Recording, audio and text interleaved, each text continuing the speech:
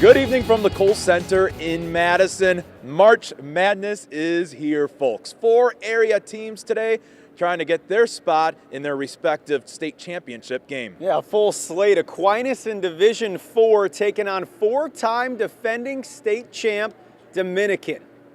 Aquinas runs the table after their mid-February loss to Central. Here they are.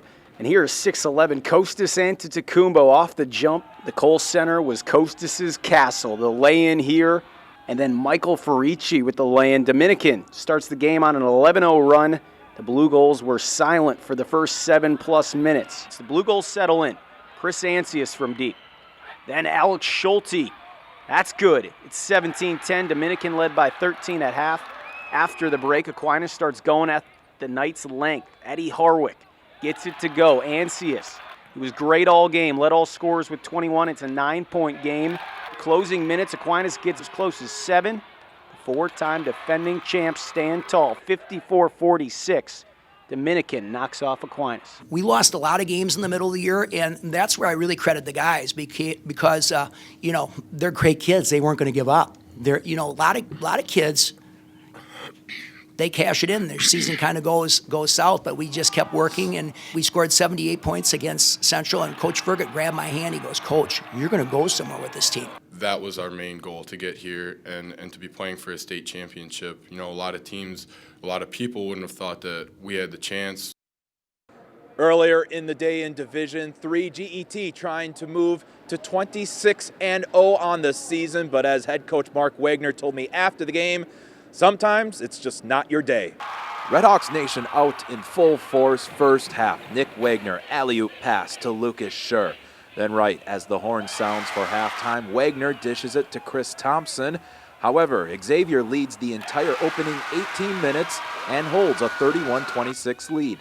Second half, Sam Ferris with the strong drive to the basket, extending Xavier's lead to 45-31. Wagner struggled from downtown in this one, but this 3 brings the Redhawks to within 9. But Ferris answered right back on the next trip down the floor. Ferris averaged 9 points per game this season. He has 24 in this game. GET would make a couple runs. Alex Sill, steal and bucket, and they're only down by 6. Chris Thompson also with the steal and 2 points. 75-68 ball game. They would get no closer, though, than 6 points in the second half. Xavier wins by a final of 82-75.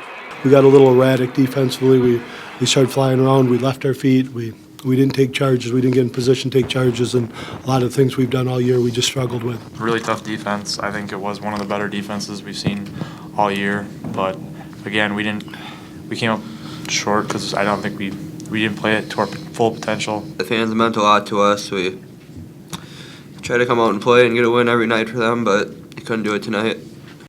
In the other Division III game, Prairie to Chien back here for the first time in 30 years to take on 25-1 Waupun.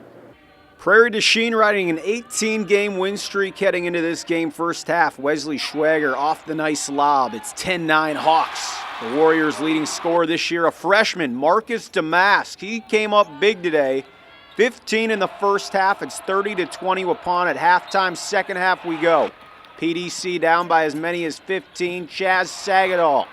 And then Casey Hoganson on the run. It's an 8-point ball game. Later, Connor George, big 3.